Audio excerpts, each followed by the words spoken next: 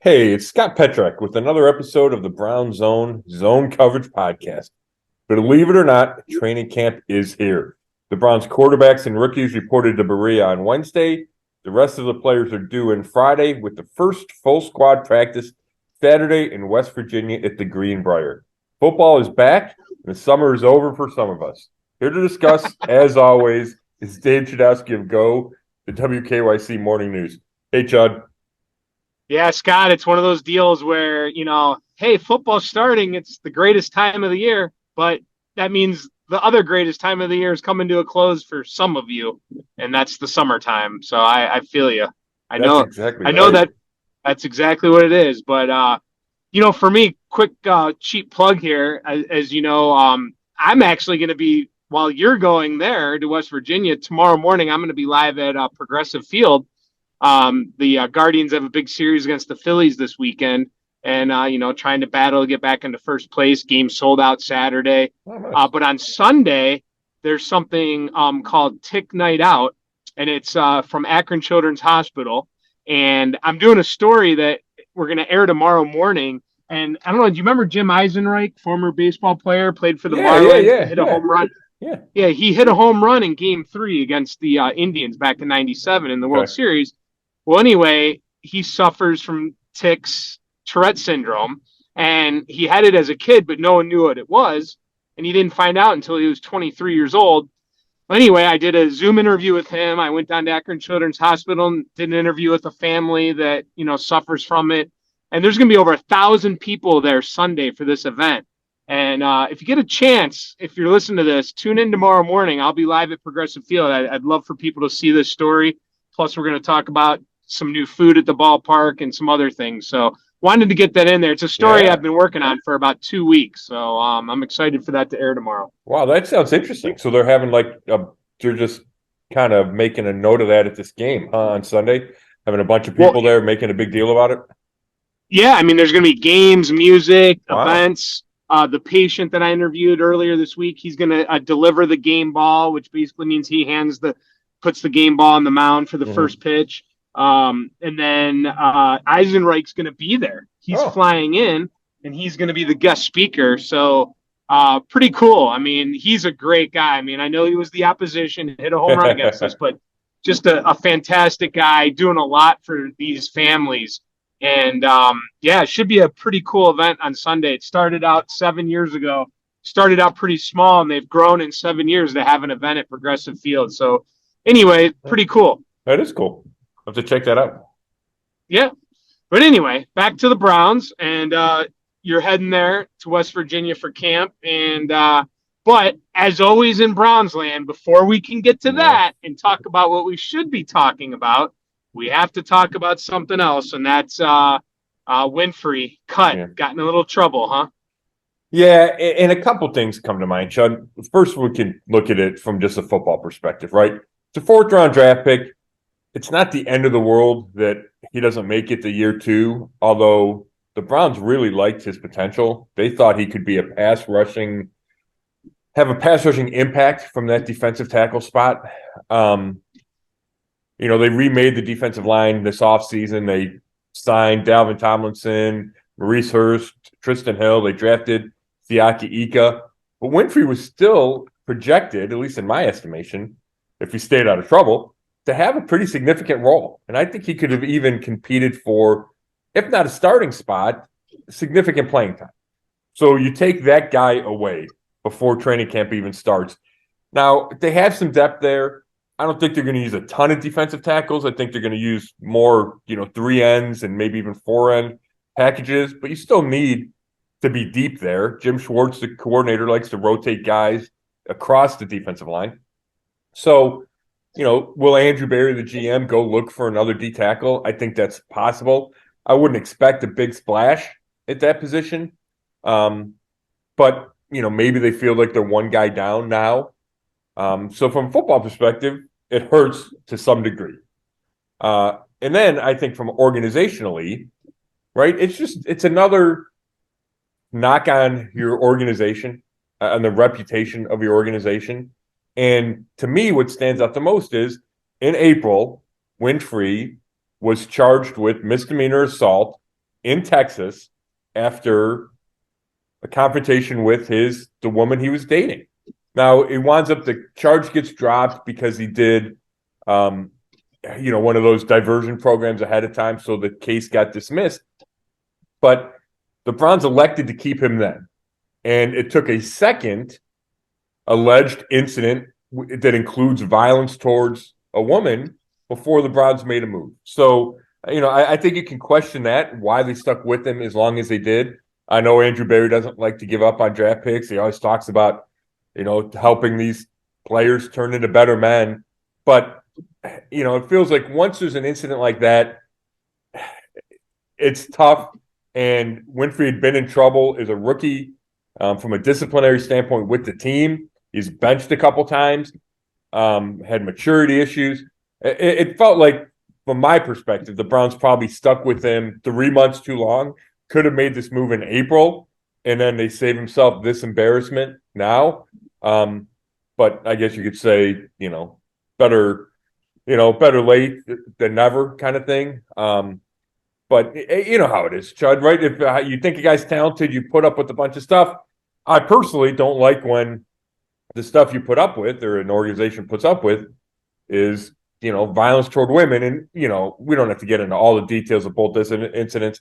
Yesterday, or it was Tuesday at the 9, a couple of women tell the police they knew Winfrey, yelled at him, said something derogatory, told him when he didn't he didn't respond, yelled something derogatory at him. It upset him. He came after them.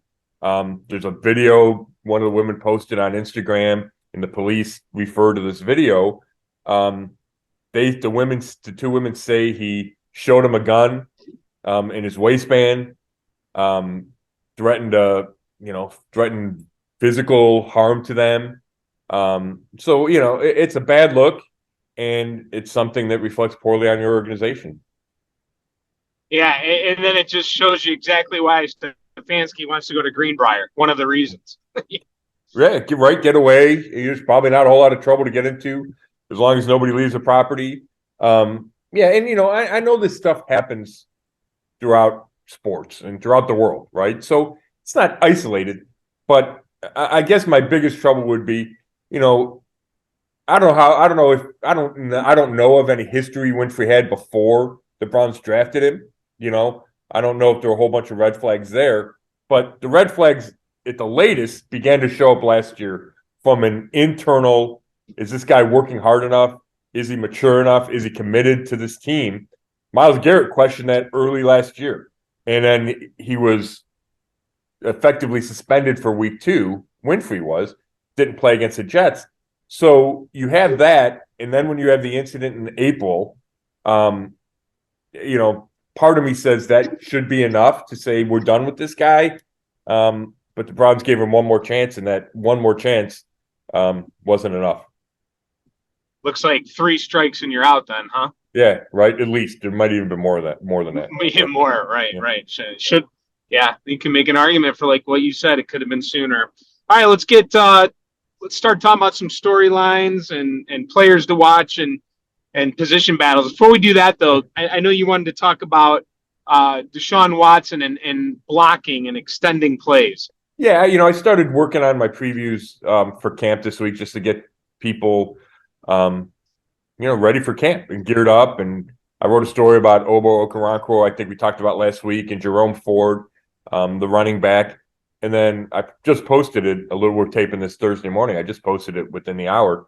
A story about just Deshaun Watson and the escapability he has can be magical. It's certainly a big part of his game and something the Browns really value and the Texans really valued, right? I can remember a couple plays when he was with the Texans where you thought he was sacked, spun out and made a crazy play, right? Big time highlights. So that's a big part of Deshaun Watson's game, and nobody's trying to take that away. Having said that, there's an element of it's difficult for the offensive line, right? Like all of a sudden you have a guy from like Jacoby Brissett largely sat in the pocket and threw the ball. Deshaun Watson, if something's not there, he's going to try to extend the play. He's going to try to get out of a sack, which is good. But the longer he extends a play, the longer the offensive linemen have to block, right? The more chances there are for holding penalties when if he changes direction, the defensive lineman changes directions, the lineman gets caught with his hands inside, and all of a sudden it looks like he's holding, right? So these are things that the Browns are working to avoid, working to get better at. And, we talked to assistant offensive line coach Scott Peters during minicamp, and he said, we just have to block forever. As long as the guy's in front of us, we have to block. That's our job. And that's easy to say, but it's tough to do. And I think my last point on this is, we've talked before, Chud, and I've written about Jedrick Wills, the left tackle. He struggled to finish plays in the first 3 years of his career. And it's going to be a bigger challenge, right? That's been a challenge all along, is to get him to finish more plays. And I do think he's improved in that area. But he's going to have to finish longer with Deshaun Watson behind him. Because if he doesn't, there's going to be more sacks and more hits on Deshaun Watson. So it's going to be a challenge for everybody. I think it'll be a particular challenge for Wills. And something to watch, just that balance of, okay, Watson created a play, turned what could have been a sack into a touchdown by scrambling and, running around the pocket. But then how many times does that turn into a hold or a negative play? And how does that kind of balance itself out? And a lot of that's going to be dependent on how well the offensive line, tight ends, and running backs can block for a longer period of time.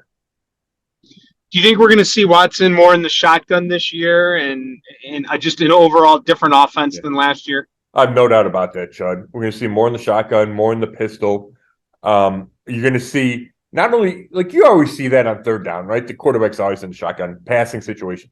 And where you're going to see it more, I expect, is from down to down. Even if Nick Chubb's in the game, even if it's a run play, the Browns ran a lot from under center, right? It sets up the play action that Kevin Stefanski likes to run.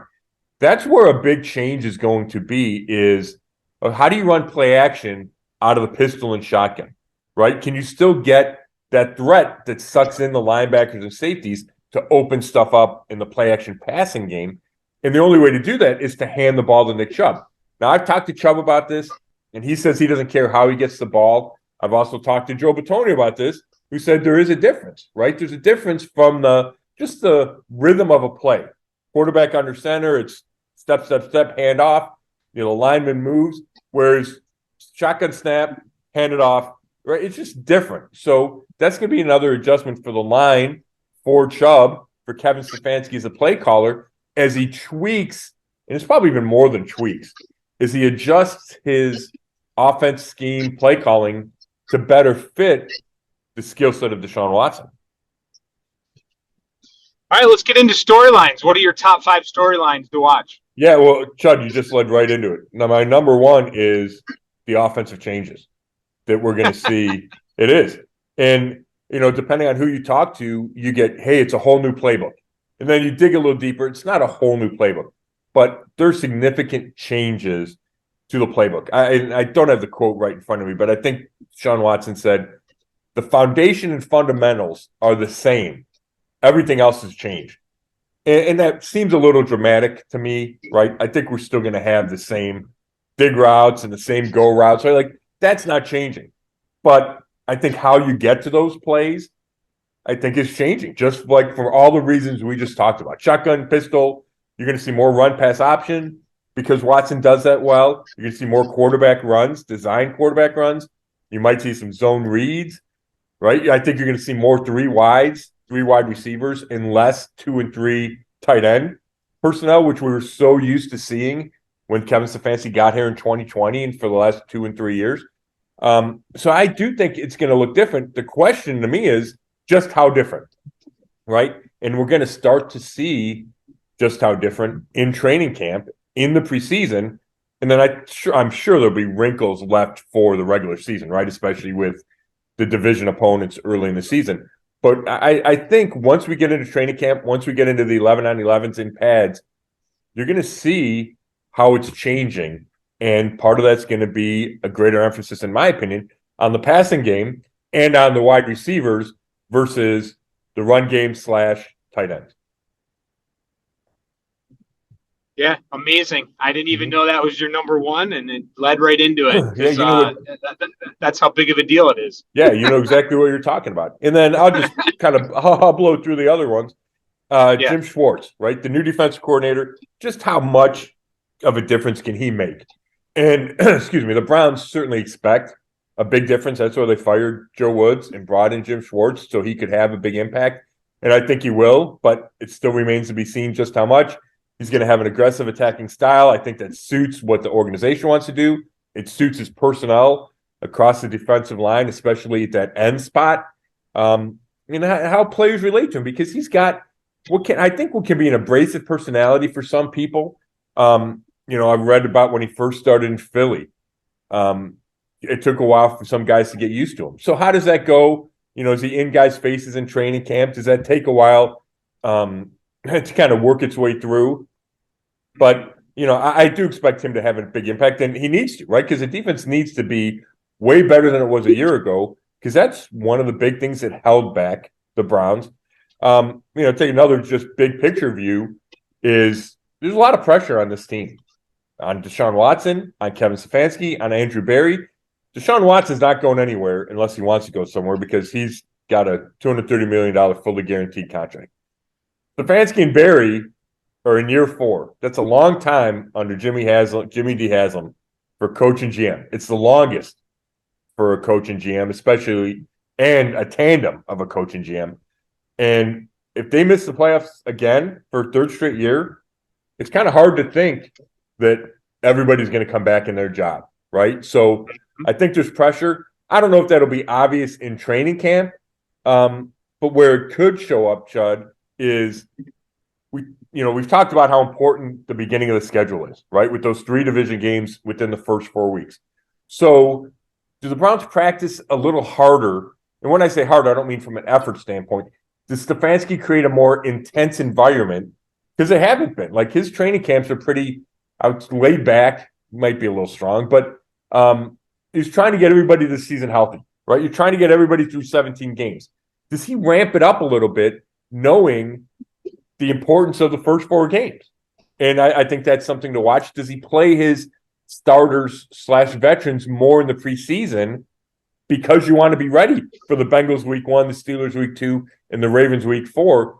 And I think one of the reasons you would do that is because you better win those games early, because this season is so important for your long-term, for your stability, your professional job security. And then, a couple other real quick injuries. We never know how they're going to play out, but we know that the linebackers, Taki, Anthony Walker Jr., are coming in with injuries. Are they able to practice right away? How long does it take? Jakeem Grant Sr., is he able to go, the returner? Amari Cooper, is he 100%? He expects to be, but will he be out there full go in training camp? And then what injuries pop up, right? Because those can derail a season or, really hurt a season. And then just the different schedule to this camp, right? We know we're going to the Greenbrier for 8 practices. And then it's back to Berea. But you have the Hall of Fame game, so it's a longer training camp and an extra preseason game. Then they go to Philadelphia for a couple of practices before a preseason game in Philly. It's kind of a wonkadoodle schedule, and it'll be interesting to see how Stefanski and his coaching staff handle that, how the players handle it, especially because it's even longer than normal. Mm-hmm. All right, so to recap, number 5 would be the training camp schedule and the schedule. Number 4 would be injuries. Number 3 is just the overall view, the pressure to get into the playoffs. Number 2, Schwartz and the new defensive coordinator and the defense. And number 1 is the different look in the offense from last year with Watson. Yeah, I might flip. Right. I'm finishing writing it. I might flip flop the funky schedule and the injuries, but yes, those are you hit them. You got them. Oh, yep. Okay. All right. Let's get to 5 players that you're now. How do you exactly want to approach this? Because I mean, obviously Deshaun. I don't know if Watson's in your list, but obviously he's number 1. But are you going with him in this list, or are you going with like 5 players to watch that aren't obvious? No, I am going with Watson. You kind of break this up, right? I got these 3 different 5 things we're going to talk about. And I thought about saying Deshaun Watson in year 2 as the main thing to watch. And I decided to leave it for the players because we've talked about it and we'll continue to talk about it, Chud. Deshaun Watson's ability to return to his Pro Bowl form from the Texans is the most important thing in this organization. So we're going to get a glimpse of it in training camp. Now, that doesn't mean everything, and we saw strides from him as we got to minicamp, right? He had a good minicamp, good end of OTAs.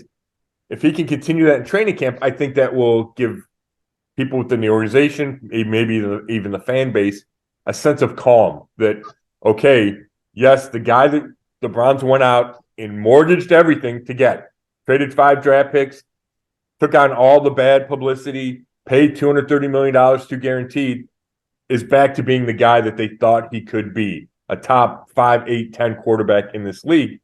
So I think training camp isn't the end-all, be-all, but if he can string together practice after practice after practice, like the great quarterbacks do, successful practices, then I think there'll be a sense of, hey, this team can be what it believes it can be. And that's just why he is so important. So, yeah, he is my number one player to watch, no doubt about it.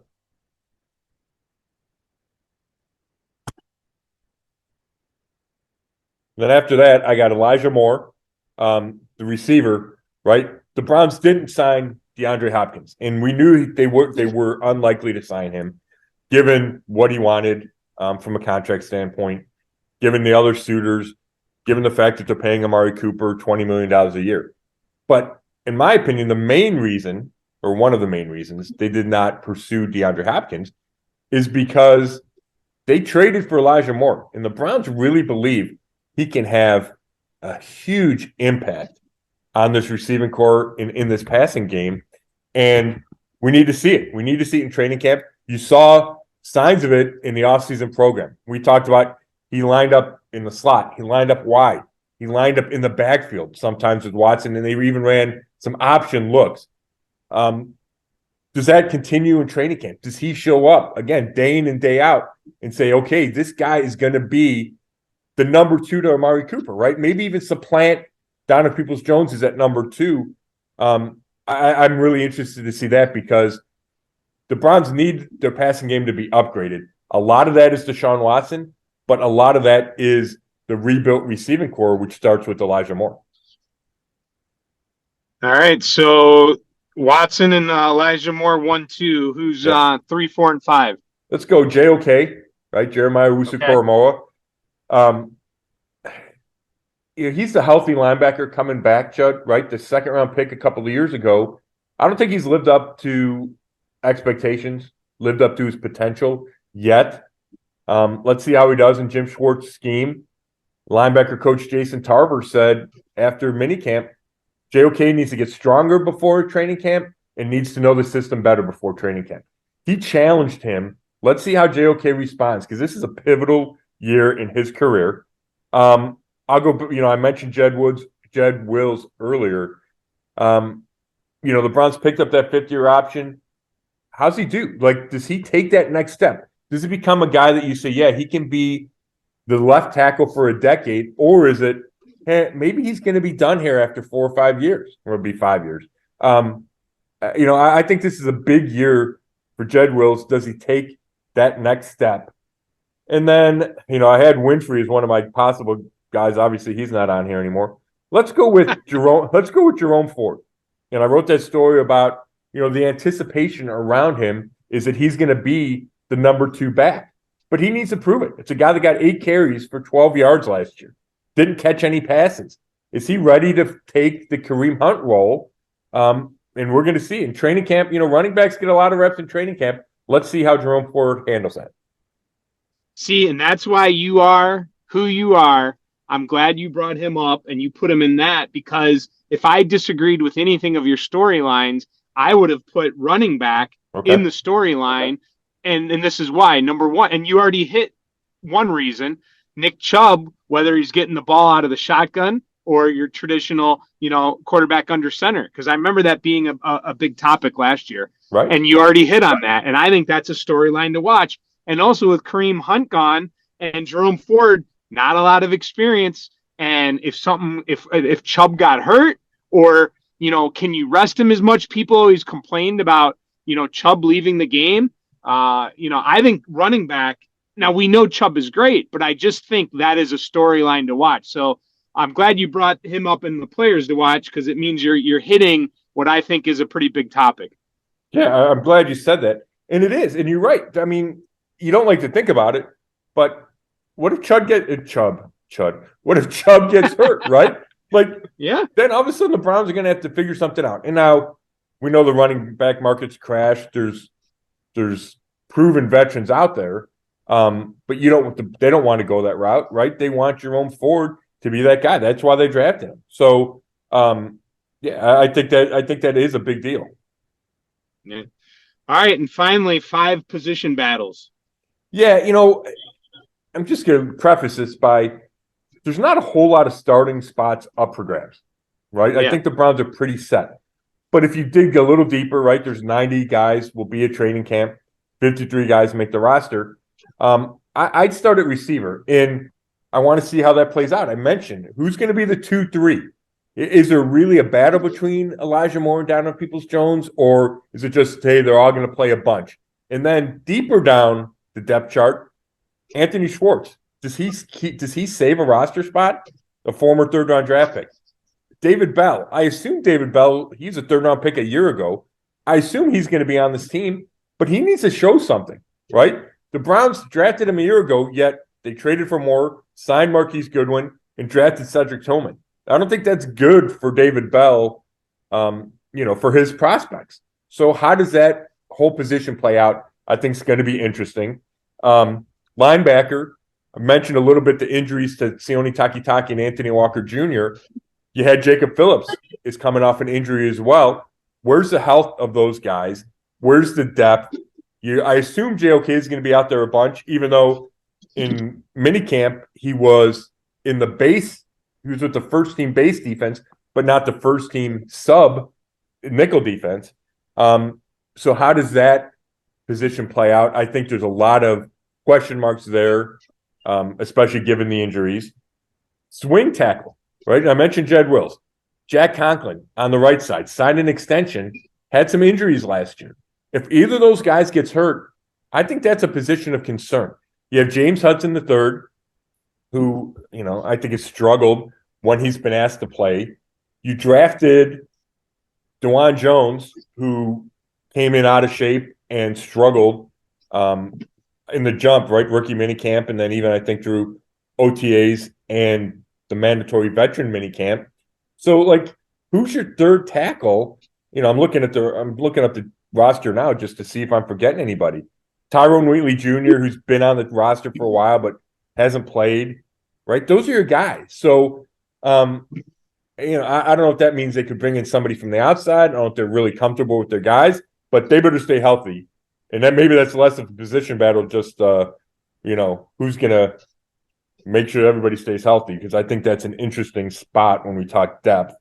I'll go number 2 D tackle, and we can kind of throw Winfrey into the discussion. I think he would have been in the mix to potentially win that job next to Dalvin Tomlinson. Now he's gone. So is it Jordan Elliott? Does he keep that job, even though he was pretty underwhelming as a starter last year in his first time to play a bunch? His first time in a starting role. Siaki Ika, the draft pick, does he come in and earn starter reps right away?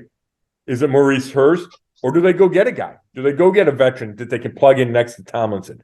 That bears watching. And then kickoff return. Does Jakeem Grant Sr. come back to health?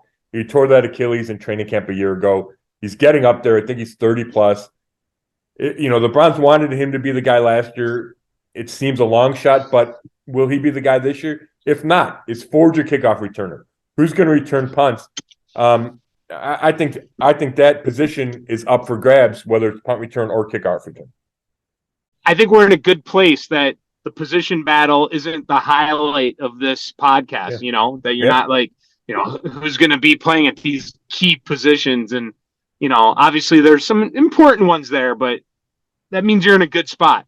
Yeah, I think that's a really good point. I mean, how many times have you come in with quarterback questions, right? Who's going to win the quarterback job, or who's going to be your number one receiver? And, unless there's a key injury, a lot of that stuff, has been taken care of. At least it feels like it's been taken care of, which is why I think there is and should be genuine optimism as we head into training camp, right? I mean, do you get that sense, Chud, that there should be a feeling of, hey, the Browns, they're not the favorite in the AFC, but I think the last Vegas line I saw had them, their over-under win total at 9.5, right? If you're 9, 10, 11 wins, you're going to be in the mix for the playoffs. And that's certainly my expectation, is that this team is talented enough to be in that mix. Yeah, but now it's, you got to prove, can you get into that mix like the Bengals and the Chiefs and the Bills, because they're at another level. No doubt. No doubt. So you got to figure out. Yeah. All right, last thing I want to hit you with, man. We just found out this week, and I got to tell you, I kind of like the look, the white helmets. What do you think? Yeah, I'm sure I've said this on this pod before. I am not a uniform guy, right? Like I don't get excited very often. I don't care about them by and large. But having said that, I look at them every once in a while. You look down at the field and Cowboys will be in town. You're like, man, those uniforms are sharp, right? Like there's Giants. Like there's a couple teams in the league when you got to look at them in person. Like those really look good. Having said that, so I look at the Browns, and I think that whole white look is pretty sleek. The white helmets with any other combination, the brown and orange, I don't think I would like nearly as much. But they calling it a whiteout, and the white helmet, and it's got the stripes on the helmet, so it's not 100% like they were in the 1940s and early 50s. But I think it looks good. I think the whole white combination looks good. Yeah, I wouldn't want it every single game, but I think it's, for 3 games, 2 of them on prime time, I think it's pretty cool. Yeah, I agree. And I don't know, I don't know if fans are really clamoring for it or not. I know that's what the Browns say, but if that's something the fans want to see, if they want that extra alternate uniform, who am I to argue? Yeah, no doubt. Well, that's it for me, Scott. Unless you got anything else, I think it's time for you to pack your bags and head to West Virginia. I was just going to say, Chad, I got some laundry and packing to do. Yeah, I tell you, hey, I know all about those road trips, my man. I'll never forget 2016 between the Indians and Cavs. I mean, that whole year, it was crazy, right? Just constant packing and flying, and I wouldn't trade it for the world, but it is also, it can be stressful. Yeah. I mean, I've been plenty of trips, but, usually not gone for 9 days, right. Or 10 days, whatever it's going to be. So that's what's going to be a little bit of a packing challenge, I suppose. But we'll figure it out. Well, and the other thing, too, is, this is one thing we always talk about, like home field advantage in sports. Like, there really is something to be said about when you go on the road and you got to fly or drive, and then you're not in your own bed and you don't have your own surroundings. I mean, that's kind of what you're doing here, man. You're going on the road to do your job, and you'll get it done and you'll do it. But, it just takes a little extra work. Oh, yeah, you're right. You're missing the comfort level, missing your TV, the recliner I'm sitting in right now. But I'm not complaining because I want to be there, and I think it's really important to – I mean, you've been to plenty of camps, Chud, right? The first days are important because you get to talk to everybody. You gauge kind of the sense of where the team is, the vibe. And then once you get a couple practices in, then it really ramps up, and we see contact. We see 11-on-11. We see one-on-ones, right? The stuff that I like to go watch. And we only get to watch so many practices, so many full practices in a given year. And I don't want to miss any of those. And let's make it clear, too, for those that are listening, we are certainly not complaining. We are privileged to do what we do, and we love it. And it's more of just, it's definitely not a complaint. It's just kind of giving you an idea of what's going on out there. Exactly. Yep. Well said. Yeah. Yep. All right. Enjoy, man. Thanks, bud. I appreciate it. Thanks, everybody, for listening. We'll talk next week, Chad. I got to figure out what the schedule is, how it's working in Greenbrier, but we'll definitely touch base from there. That'll be important. Thanks, everybody, for listening. You can read all my work at brownzone.com. And this has been another episode of the Zone Coverage Podcast. Thanks.